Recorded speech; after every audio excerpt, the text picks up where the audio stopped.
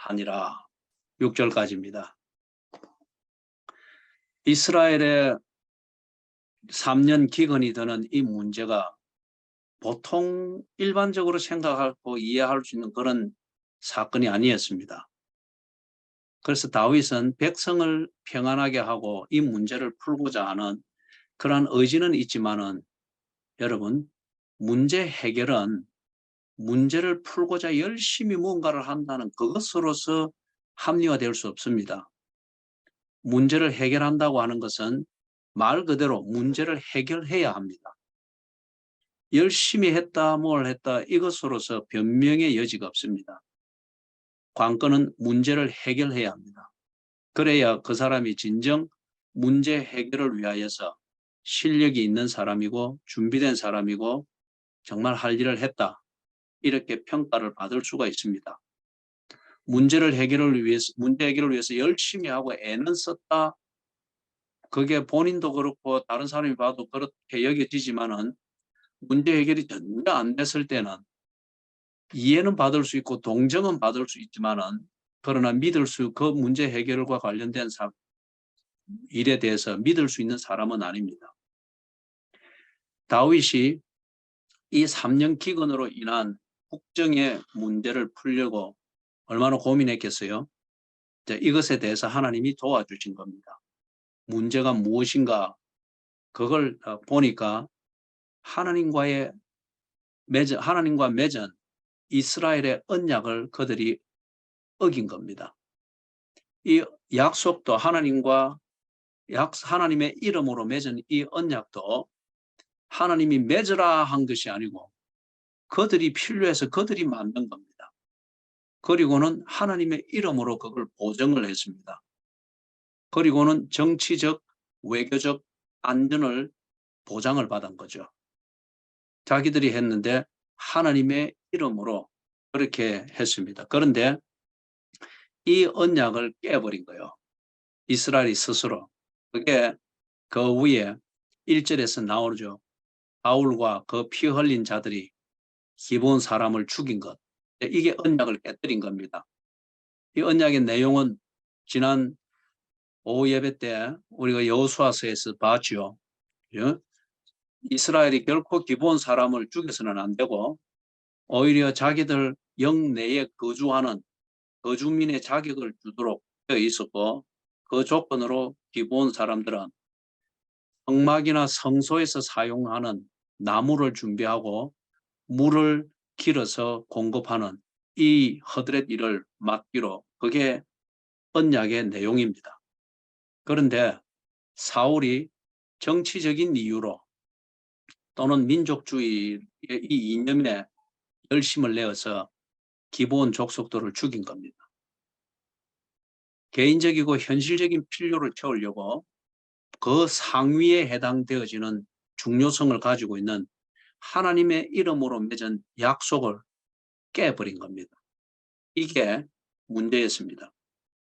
그래서 이걸 해결할 수 있도록 하나님께서 다윗에게 눈을 열어서 문제를 보게 해주었고 다윗은 정직하게 하나님이 보여주시는 이 기회를 하나님의 법에 비추어서 문제를 해결하려고 합니다.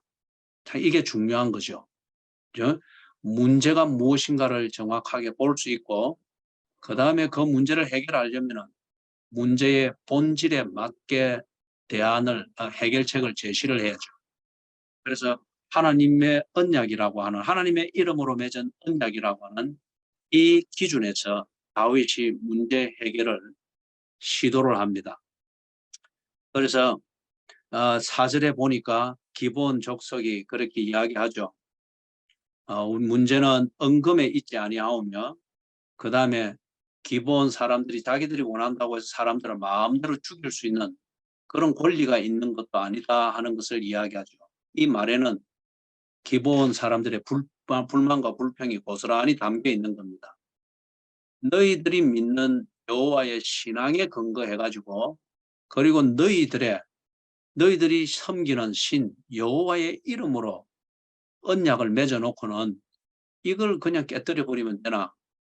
그래서 이거는 돈으로 보상할 수 있는 문제도 아니고 그렇다고 해서 우리가 주권을 가지고 뭐 사람을 죽이고 뭐 그래서 정의를 세운다 이렇게 할 수 있는 권리가 우리에게도 있는 것이 아니다. 이 말은 너희들이 만든 언약이니까 그 기준에 따라서 이 문제를 해결해야 되지 않느냐. 다윗 왕에게 그걸 비추는 겁니다. 그러니까 4절 하반절에 다윗이 이르되 너희가 말하는 대로 시행하리라. 그죠? 문제 해결을 위하여서 공평해야 합니다. 그래서 여러분 은혜롭게 합시다 이래 하는데 은혜롭게 합시다 이 말에 보통 교인들이 품고 있는 의미는 막 서로 좋은 게 좋은 거지 않느냐. 그렇게 불편하지 않게 막 좋게 좋게 넘어갑시다. 그런 말인데 그렇게 해서 하다 보니까 이 한국 교회가 이 지경이 됐습니다. 그죠? 이 지경이 됐습니다. 은혜롭게 하는 것은 뭐냐? 법대로 하는 겁니다. 그 법이 올바른 것 같으면은 법대로 해야 됩니다. 하나님과 맺은 약속 이것이 올바른 것이고 절대적이면은 그 약속에 맞도록 처리하면은 은혜로운 겁니다. 그래서 다윗이 여기서 너희가 말하는 대로 시행하리라. 너희들이 기억하고 그 다음에 너희들이 중요하게 여기고 있는 하나님의 이름으로 맺은 그 언약대로 내가 시행하리라. 그 말입니다. 그러니까 이 5절 6절에서 기본 족속들이 그 언약에 합당한 즉 문제 해결을 위하여서 그 언약에 합당한 보상이 되도록 요구를 합니다.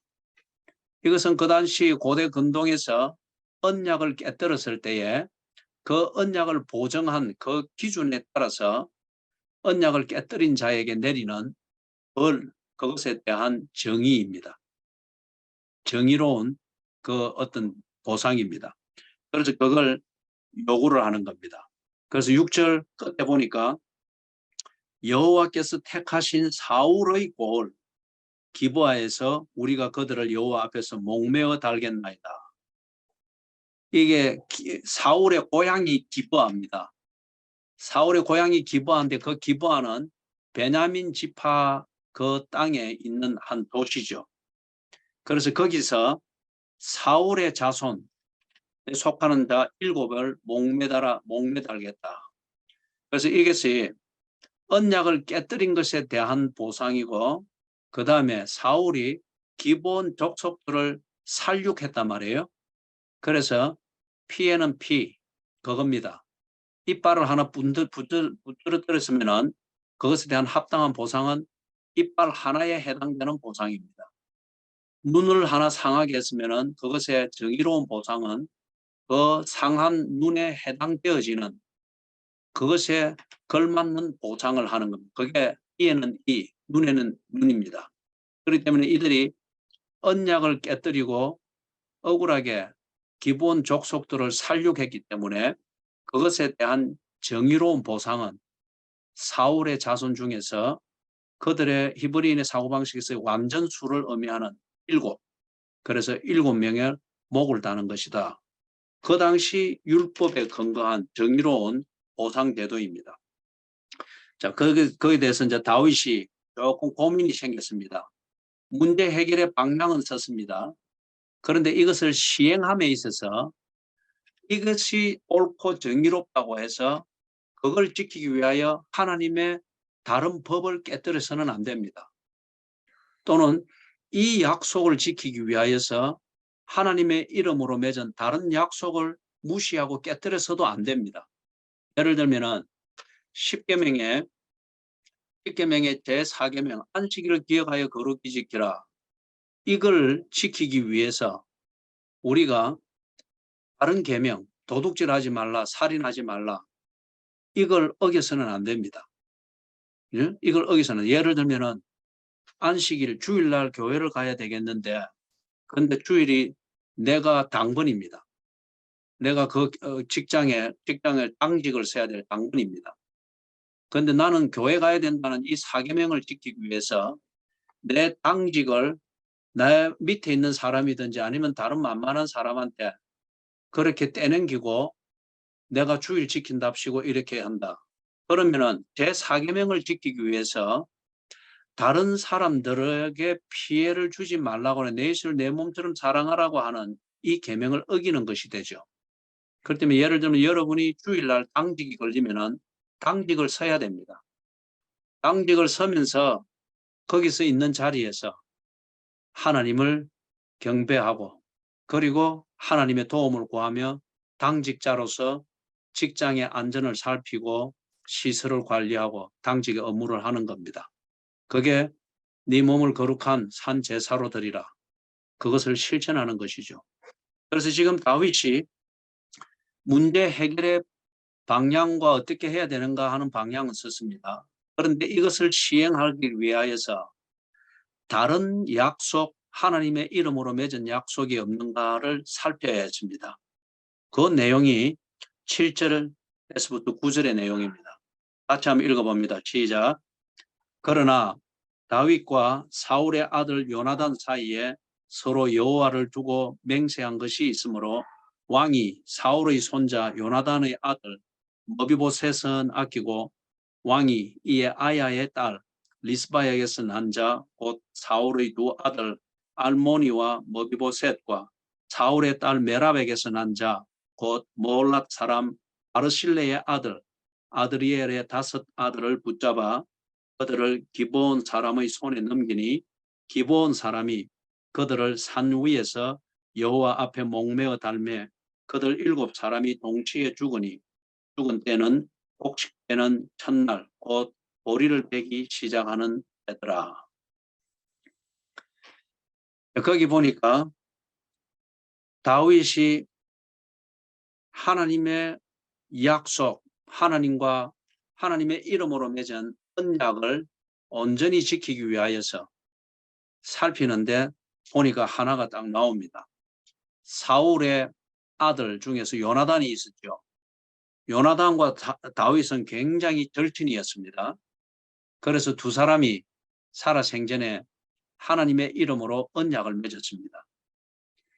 다윗은 요나단의 가문을 돌보아주고 요나단은 다윗의 가문을 돌보아줄 것을 서로 여호와의 이름으로 언약을 맺었습니다. 그런데 요나단이 자기 아버지를 따라 죽었죠. 그래서 그 자녀들이 부모가 없는 자식이 되었습니다. 이럴 때에 다윗이 그 언약을 지키려면은 요나단의 자녀들을 거두어 줘야 됩니다. 보살펴 줘야 됩니다. 그런데 보니까 지금 기브온 족속과 이스라엘, 즉 여호수아가 맺은 그 언약을 어긴 것에 대해서 이걸 바로 처신을 하려면은 기브온 족속을 살려고 했던 사울의 자손 중에서 7명을 내놔야 된단 말이에요. 요나단이 사울의 아들입니다. 그리고 요나단의 아들이 사울의 자손들입니다. 그런데 요나단과 또 언약이 있단 말이에요. 그래서 다윗이 요나단의 자손들은 여기서 딱 배제를 합니다. 그래서 그 언약을 지킵니다. 요나단과 맺은 여호와의 이름으로 맺은 언약을 지킵니다. 그 다음에 누구의 그 가정에서 찾아내는가? 첫 번째는 보니까 아야의 딸 리스바에게서 난 자. 그런데 리스바가 누군가 그걸 11절에 보니까 리스바가 누구죠?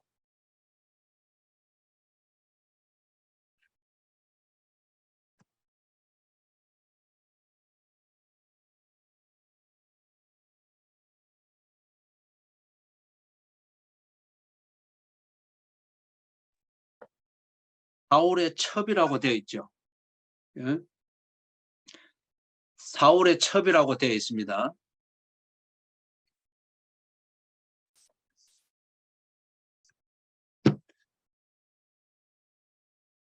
사울이 리스바를 첩으로 취할 때 사울은 이미 결혼한 남자입니다. 정실 부인이 있습니다. 그런데 그 당시에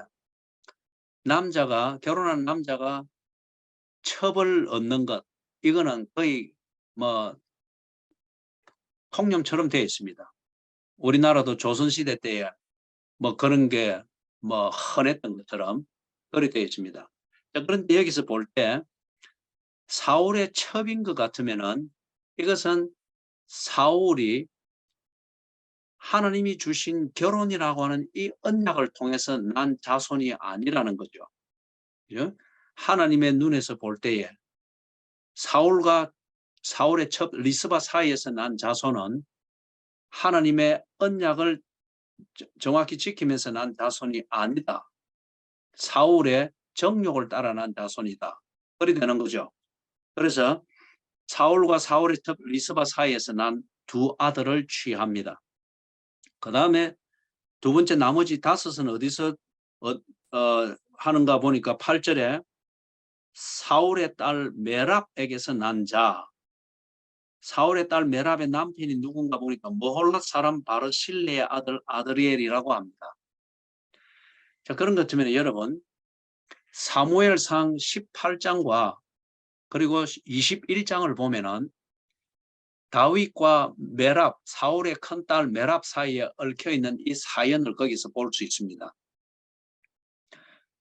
사무엘상 18장을 보면은 17장입니까? 거기에 보면은 이스라엘이 블레셋의 장군, 육척 거인, 이름이 뭐죠? 골리앗. 이 골리앗 앞에서 다들 전의를 상실하고 그냥 주눅이 들어있을 때 사울이 상금을 걸었죠. 누군가 나가서 저 골리앗의 목을 베는 자에게는 내 딸을 주겠다. 그 딸을 주겠다는데 그 딸이 메랍입니다. 그런데 다윗이 골리앗을 눕혔죠. 그래서 목을 베어 왔을 때 사울이 약속을 번복합니다. 그래서 다윗에게 네가 내 딸을 이제 아내로 삼는데 그걸 위해서 또 다른 걸 시키죠.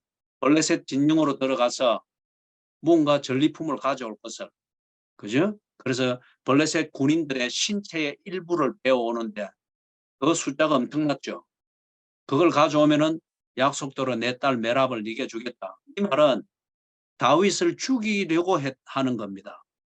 그죠? 호련단신으로 들어가서 그 블레셋 군인들의 표피 200개를 어떻게 만들어 옵니까? 하는 사이에 죽는 거죠.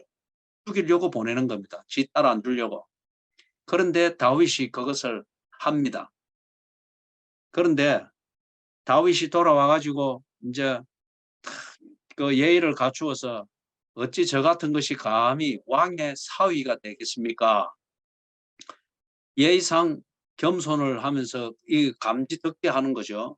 근데 이 표현을 사울이 그냥 그대로 받아가지고 자기 딸 메랍을 모홀라 사람 아드리엘에게 시집 보내버립니다. 그럼 이게 뭐죠? 사울이 다윗과 한 약속을 어긴 겁니다. 그리고 약속을 어기고서는 지금 자기 딸 메랍을 다른 남자에게 준 겁니다. 그렇다면 이 결혼 자체가 하나님 보시기에 약속을 어긴 겁니다. 그리고 사울이 아주 이 다윗을 강교하게 이용해 먹은 거예요. 그렇기 때문에 다윗이 개인적 감정이기보다는 하나님과의 약속 언약을 지키기 위해서 지금 이 문제 해결을 하고 있는데 그렇다고 하면은 하나님과의 언약을 깨뜨린 이 결과물들을 정리를 하는 것 이게 순리겠죠. 그래서 첫째는 사울과 사울의 첩 리스바 사이에서 난 두 아들을 취하고 그 다음에 하나님과의 그 언약 다시 말해서 하나님의 이름으로 약속한 군인들에게 한 약속을 어기면서까지 지 보기에 좋은 대로 딸을 팔아먹듯이 다른 남자에게 결혼을 시켜버린 거기서 난 자식 5명 사울의 딸 메라박에서 난 아들 5명 그래 7명을 해서 지금 목매 달았습니다. 사울의 고향 기브아에서 목매 달았습니다. 이걸 두고 오늘 우리 21세기에 한국적 상황 그다음에 사법 정의의 어떤 이런 문화를 가지고 이걸 비인간적이고 이렇게 잔인하게 그렇게 볼 필요는 없어요. 이거는 그 당시 상황에서 봐야 되고 그다음에 그 당시 상황에서 이스라엘 백성들이 하나님의 언약을 믿는 그 신앙 이것을 처리하는 기준이 뭐였던가 그걸 통해서 이것은 이해를 해야 됩니다. 자, 그래서 다시 돌아오면은 다윗은 하나님의 이름으로 맺은 약속을 깨뜨린 이 문제를 바로잡기 위하여서 하나님의 이름으로 맺은 언약을 깨뜨린 그 불륜 속에서 난 자식들을 하나님 앞에서 정리합니다. 그래서 두 개의 약속을 잡는 것을 볼 수 있습니다. 자, 그 다음에 우리 10절에서부터 일단 10절을 우리 같이 한번 10절 11절을 같이 한번 읽어보겠습니다. 아야의 딸 리스바가 굵은 배를 가져다가 자기를 위하여 바위 위에 펴고 곡식배기 시작할 때부터 하늘에서 비가 시체에 쏟아지기까지 그 시체에 낮에는 공중의 새가 앉지 못하게 하고 밤에는 들짐승이 범하지 못하게 한지라. 이에 아야의 딸 사울의 첩 리스바가 행한 일이 다윗에게 알려짐에 끝까지. 아야의 딸 리스바, 즉 사울의 첩으로 들어간 리스바로서는 참 억장이 무너지겠죠. 어미의 심정인데 자기 스스로 죄를 지어서 그 죄의 대가로 자기 자식이 죽는다 할지라도 어미로서는 마음이 아프고 자식을 땅에 묻기보다는 그 가슴에 묻을 일인데 리스바의 입장에서는 이거는 정말 억울한 일입니다. 당시 사회 풍습이 그렇다 할지라도 그 풍습보다도 더 큰 것은 자식을 향한 어미의 마음입니다. 그래서 이 자기의 자식 5명이, 그것도 아들 5명이 이렇게, 그죠? 그 대의명분은 리스바도 인정합니다. 그렇기 때문에 아들을 빼앗기다시피 내어준 거죠. 그러나 개인적으로는 이 어미의 심정이 이루 말할 수가 없습니다. 그래서 그렇게 죽은 아들의 시체를 지킵니다. 그래서 다른 솔개가 앉지 못하도록, 날짐승이 앉지 못하도록, 비가 오면은, 그리고 굵은 이슬방울이 떨어지면은 거기에 앉지 못하도록 덮어주고, 이렇게 하는 어미의 심정을 다윗이 듣게 됩니다. 듣게 됐을 때 여기에 다른 자세한 반응은 묘사되지 않습니다만은 다윗의 심정이 상당히 무겁겠죠. 인간적으로는 참 미안하고 안 됐겠죠. 그리고 어떻게 다른 보상을 해주고 싶은 마음도 있을 것입니다. 그러나 여러분, 동정심이 법을 지키는 그 정의를 앞서서는 안 됩니다. 그걸 방해해서도 안 됩니다. 그 다음에 동정심과 아니면은 사람과 사람에 대해서 느끼는 서로 좋은 게 좋지 않느냐, 그렇게 해서 우선 분위기 좋게 만들고자 하는 그 의도가 법을 지키는 정의와 법을 지키는 처신을 방해해서는 안 됩니다. 앞서서도 안 됩니다. 여기에 대해서 분명하게 정리하고 처신할 수 있는 그 사람이 리더입니다. 그런 사람이 아버지입니다. 그런 사람이 이끌어가는 지도자입니다. 그죠? 인간미가 있어야 됩니다. 사람을 불쌍히 여기는 동정심이 있어야 됩니다. 그러나 보다 근본적인 목적과 그 목적을 이루는 약속을 거스려서는 안 됩니다. 그리 되면은 여러분, 불발탄이 된 폭죽과 같습니다. 지 마음대로 돌다가 화상 입히고 그냥 그렇게 끝나는 거죠. 지금 여기 10절 11절에서 다윗이 5 아들을 잃은 사울의 첩 리스바의 그 몸부림의 소식을 들었습니다. 이거는 분명히 다윗이 한편 민정을 헤아리는 데 있어서 큰 도움이 되는 정보였을 겁니다. 반면에 이것을 가지고 그 시체를 대속물로 죽은 5 아들의 시체를 정상적으로 죽은 시신을 묻은 무덤에 넣어줄 수는 없는 겁니다. 이것은 분명히 찍힌 거죠. 그러면서 뭘 합니까? 다윗이 이 소식을 듣고 난 다음에 잊고 있던 것.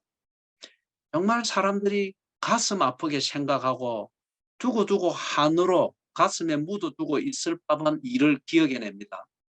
그리고 이것을 살피는데 이것은 단지 민정을 바로 세우는 데 있어서 이거는 법적으로 바로 세워야 될 문제인 것을 발견하게 됩니다. 그게 뭔가 12절, 13절, 14절에 나오는 이 내용입니다. 같이 한번 읽어봅니다. 12절 다윗이 가서 사울의 뼈와 그의 아들 요나단의 뼈를 길르앗 야베스 사람에게서 가져가니 이는 전에 블레셋 사람들이 사울을 길보아에서 죽여 블레셋 사람들이 벳산 거리에 매단 것을 그들이 가만히 가져온 것이라. 다윗이 그곳에서 사울의 뼈와 그의 아들 요나단의 뼈를 가지고 올라오매 사람들이 그 달려 죽은 자들의 뼈를 거두어다가 사울과 그의 아들 요나단의 뼈와 함께 베냐민 땅 셀라에서 그의 아버지 기스의 묘에 장사하되 모두 왕의 명령을 따라 행하니라. 거기까지. 자, 거기 보면 이 10절 11절에서 왕 다윗이 리스바가 죽은 자기 아들에 대해서 하고 있는 이 백성의 아주 그 서글픈 사연을 듣고 상황을 보고를 들었죠.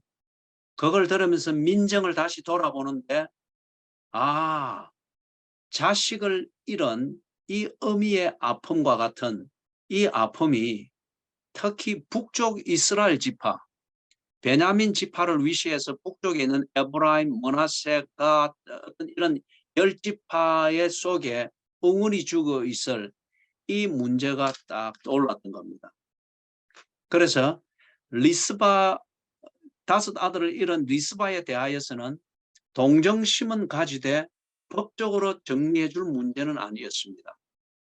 반면에 12절 이하에서 딱 기억을 해낸 이 문제에 대해서는 법적으로 해결을 해줘야 될 문제고 그 다음에 이것을 바로 정리를 해줘야 특히 북쪽 이스라엘 지파 그중에서도 베냐민 지파 가슴에 엉어리져 있는 이것을 풀 수 있는 문제가 됩니다. 만약에 이걸 풀지 못하면은 다윗의 정치에 있어서 정치적 이 불안 요소가 불만 요소가 해결이 되어지지 않습니다.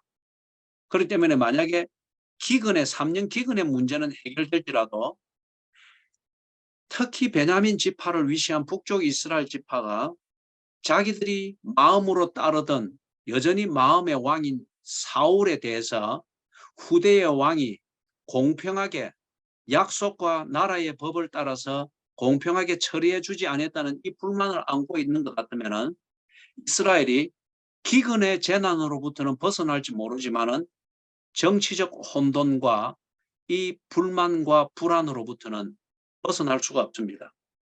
정치적으로 해결해야 될 문제가 리스바라는 이 여인의 사정을 들으면서 이 문제가 딱 다윗에게 정리가 된 겁니다.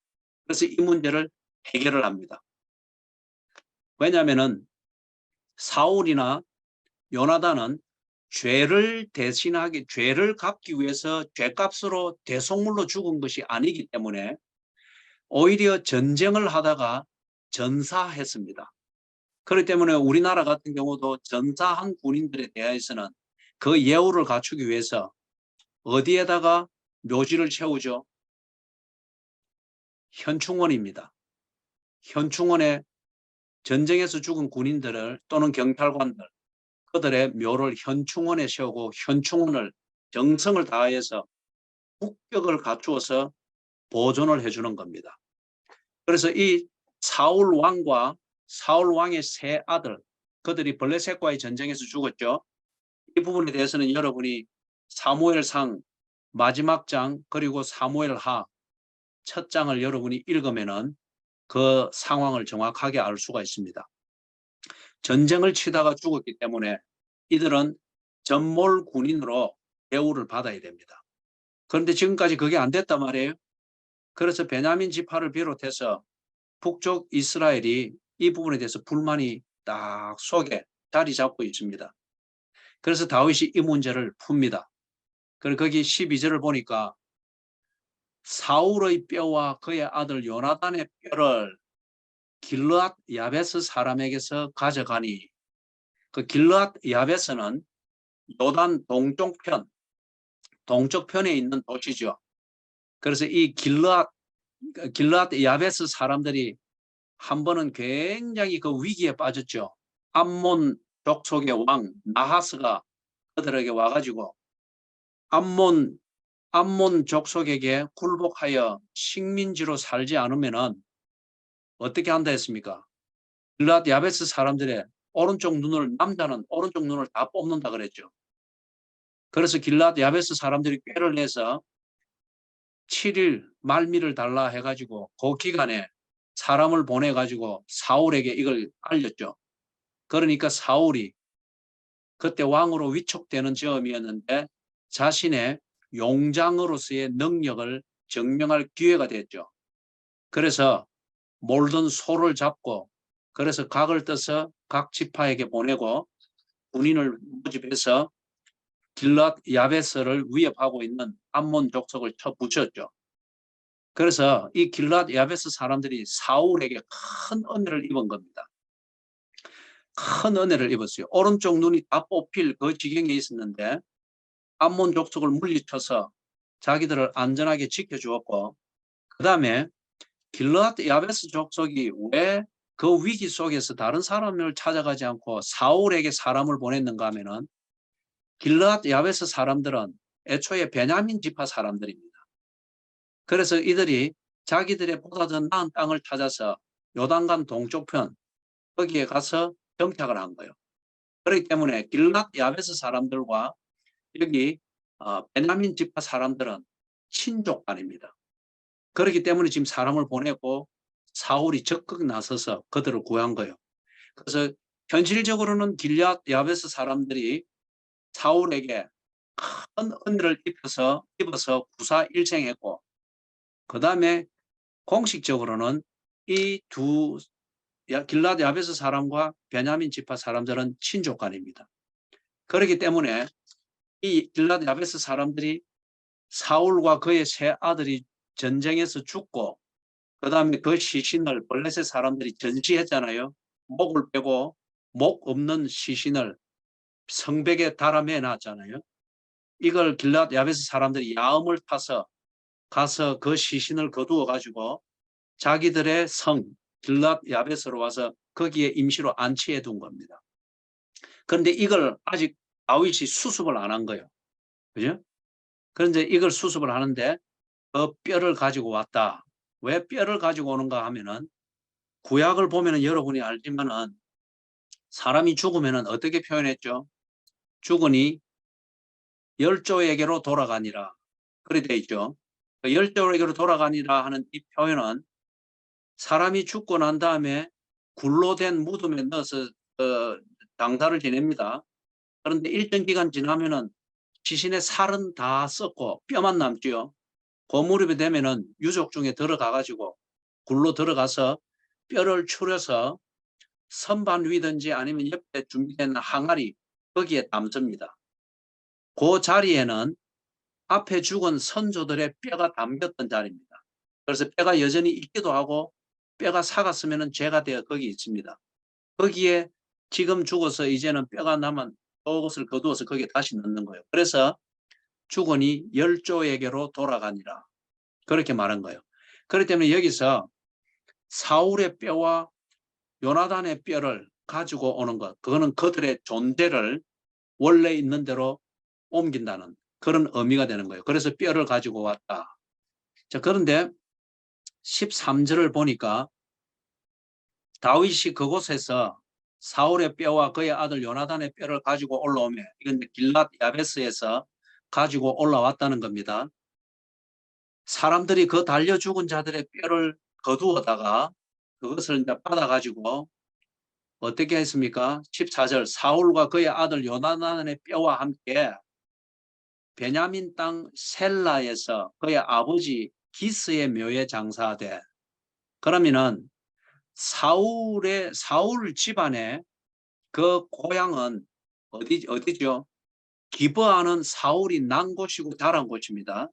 그런데 사울의 아버지 기스를 말하는 것을 볼 때에 사울 집안의 본거지, 본가는 어딘가, 본적은 어딘가? 셀라입니다. 베냐민 땅 셀라. 거기서 자기의 선조 사울의 선조 기스가 안장되어 있는 그 묘가 지금 사울 가문의 중심이 되고 있습니다. 그래서 그 묘에다가 길랏 야베스 땅에서 가져온 사울의 뼈, 그 아들 요나단의 뼈를 묶어서 안장합니다. 그러니 열조에게로 돌아간 겁니다. 이래서 합장을 하는 것을 통해서 공식적으로 딱 사울 지방 가문을 그렇게 정리를 한 겁니다. 정치적으로 올바르게 정리했죠. 그리고 특별히 베냐민 지파가 가지고 있을 불만에 대해서 다윗이 국가적 예우를 갖추어서 그들이 마음으로 섬기고 있는 왕과 그 가족을 딱 정리를 현충원에 안장을 해주는 것을 통해서 정치적으로 엉어리진 문제를 풉니다. 그래서 불안 요소, 혁명의 요소를 제거합니다. 그래서 두 가지를 다윗이 정리를 했죠.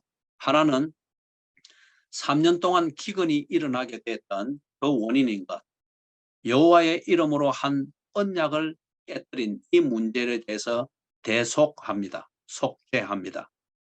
두 번째는 그것보다 좀 하위 개념입니다만은 두면은 정치적 혁명이 일어날 수 있고 다윗의 통치에서 언제나 불안 요소나 재난을 만들 수 있는 요소가 되는 정치적 갈등의 요소인 사울과 그 가문을 바로 정리해 주는 것. 이것을 딱 정리를 했습니다. 법대로 바로 딱 정리를 했습니다. 그래서 14절 끝에 보니까 모두 왕의 명령을 따라 행하니라. 이 왕이 누구죠? 다윗입니다.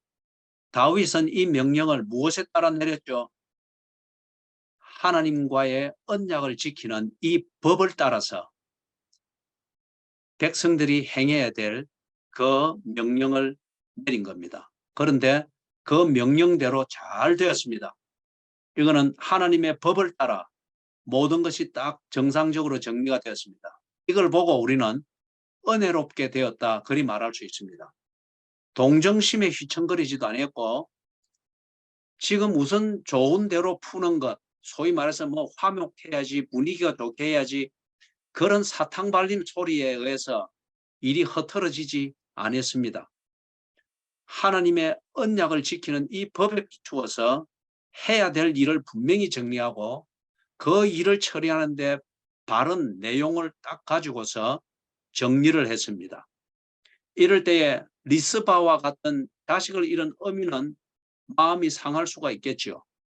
그러나 그 나라가 총체적으로 안정이 되어질 때에 리스바와 같은 이 여인도 정상적으로 복지 혜택을 받고 정상적으로 회복을 할 수 있을 것입니다. 그렇게 해서 지금 왕의 명령을 따라 행하니라. 여러분이 어쩌면 가정에서 그 가정의 방향과 문제를 해결해야 될 왕의 역할을 하는 사람입니다. 그런 것 같으면 여러분이 왕으로서 리더십을 발휘하고 문제 해결을 위한 지도력을 발휘해야 되는데 여러분은 누구의 명령을 받아야 되겠습니까? 여러분이 가정을 바로 세우고 자식을 바로 안내하고 가정의 문제를 풀고 매듭을 풀기 위하여서는 여러분이 어떤 법을 참고해야 되겠습니까? 절대 기분대로 하는 부모가 되지 않길 바랍니다. 그리고 절대 자식들의 비위를 맞춰주는 그런 처신을 하지 않기를 바랍니다. 요즘 한국 가정에 웃음소리가 많이 나기는 한데 가만히 더 들어보면 그 웃음소리가 정말 해픈 웃음소리입니다. 그런 웃음은 코미디 한 편을 보면서도 웃어낼 수 있는 그런 종류의 웃음입니다. 아버지의 리더십과 어머니의 희생적인 리더십, 정말 하나님의 뜻을 바로 세우는 그 리더십과 지도력 끝에 웃는 그런 웃음이 아닌 게 거의 다반사입니다. 그러다 보니까 오늘은 웃음소리인데 내일은 똑같은 목소리로 다투고 싸우고 부수는 소리가 만연합니다. 하나님과 한 약속을 기억하도록 하십시다. 그 약속을 지키기 위하여서 하나님의 이름으로 한 맹세와 서원을 기억하도록 하십시다. 그리고 하나님을 믿는 믿음 위에서 내가 해야 될 처신이 뭔가를 똑똑히 다시금 정리하도록 하십시다. 그리고 그것을 실천하는데 합당한 오늘 일이 무언지, 행동이 무언지, 정리해야 될 것이 무언지를 분명히 정리해서 그것을 내가 실천할 것은 하고 자식이 실천할 것은 분명히 시키고 배우자가 해야 될 것은 분명히 그것을 할 수 있도록 권면하여 알리고 그래서 하나님 법에 비추어서 문제를 정확하게 해결할 수 있기를 바랍니다. 그래서 우선 좋은 대로 해결하는 것이 아니라 가면 갈수록 좋은 대로 그렇게 정말 은혜롭게 해결을 할 수 있기를 바랍니다. 그럴 때에 14절 맨 마지막 같이 읽어봅니다. 그 후에야 하나님이 그 땅을 위한 기도를 들으시니라. 그 후에야, 그 후에는 뭡니까? 모두 왕의 명령을 따라 행한 후에야 하나님이 그 땅을 위한 기도를 들으시니라. 이 말이 뭐죠? 하나님은 우리에게 복 주시기를 원하십니다. 약속을 성취하시기를 기뻐합니다. 그런데 우리는 우선 급한 대로 살고 우선 두려우면은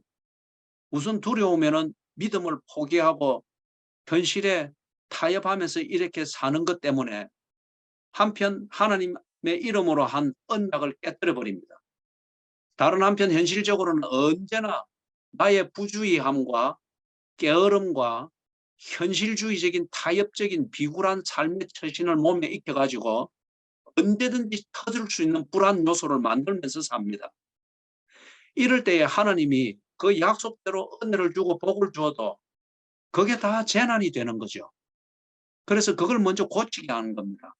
그래서 다윗 같은 경우에는 언약을 어긴 것에 대한 그 죄를 대속하는 이것을 정확하게 정리하여 대속하고 두 번째 부주의함으로 만든 정치적 불안 요소 언제든지 혁명의 요소가 될 수 있는 이 불안 요소를 정확하게 국격에 따라서 정리를 합니다. 이럴 때에 하나님이 복을 주실 때 이 복이 되는 거죠. 여러분 우리의 어리석음과 기회주의적인 처신과 연약함과 하나님의 법을 무시하거나 하나님의 법에 대해서 무지함 그래서 눈에 보이는 대로 하나님의 이름으로 이렇게 저렇게 우선 급히 넘어가는 이런 처신을 몸에 익히지 않도록 하십시다. 이게 오늘 내게 약속된 하나님의 축복을 한 걸음 떨어지게 만들고 보류시키고 언제나 우리의 가정 한복판에 임하지 못하도록 만드는 방대의 역할을 하는 거죠. 오늘 이 말씀을 보면서 하나님의 이름으로 맺은 언약을 어기고 있는 것이 있다면 하나님의 법으로 돌아가서 그 법에 비추어 합당하게 정확하게 정리하시고 그리고 하나님이 내게 은혜 줄지라도 그 은혜로 그냥 문제 해결하는 데 다 소진하고 아무것도 남는 것이 없도록 만드는 이 문제를 내가 만들고 있고 그걸 안고 살고 있다고 하면은 그 문제를 해결하도록 하십시다. 그래서 문제 해결은 그 문제를 해결하기 위해서 나름대로 열심히 했다, 애썼다. 이거는 동정심과 이해는 받을 수 있지만 문제 해결은 안 되는 겁니다. 문제 해결이 안 되면 늘 기근 속에서 늘 고난을 겪으며 사는 겁니다. 여러분 사람의 동정심을 홍수처럼 받는다 할지라도 그 문제가 되는 원인을 전혀 해결하지 못한 채 문제를 안고 산다고 하면 그 동정심이 무슨 의미가 있어요? 사람들의 동정심에 여러분 중독되어서는 안 됩니다. 문제 해결은 뭘 말하는 거죠? 문제를 해결한 것을 말합니다. 문제 해결은 문제를 해결한 것을 말합니다. 문제를 보여주실 때에 3년 기근과 같은 것을 통해서 문제를 자각하도록 하실 때에 하나님의 은혜인 줄 알고 문제를 똑똑히 보도록 하십시다. 막연히 살지 말고 문제를 똑똑히 보도록 하고 그 다음에 그 문제를 풀 수 있도록 하나님이 인도하실 때에 딱 보여주시는 법대로 하나님의 법대로 정확하게 문제를 푸는 내용을 정리하고 그리고 그것을 그대로 실천하도록 하십시다. 그래서 하나님의 은혜를 일상에서 늘 누리면서 살 수 있도록 그리고 여러분이 그 하나님의 은혜를 가까이에서는 가족들에게, 그리고 나가서는 여러분이 몸담고 있는 모든 교제권에 하나님의 은혜를 복으로 그렇게 나타내고 나누어 줄 수 있는 복의 근원들로 사시게 되시기를 주님의 이름으로 축원합니다. 아멘.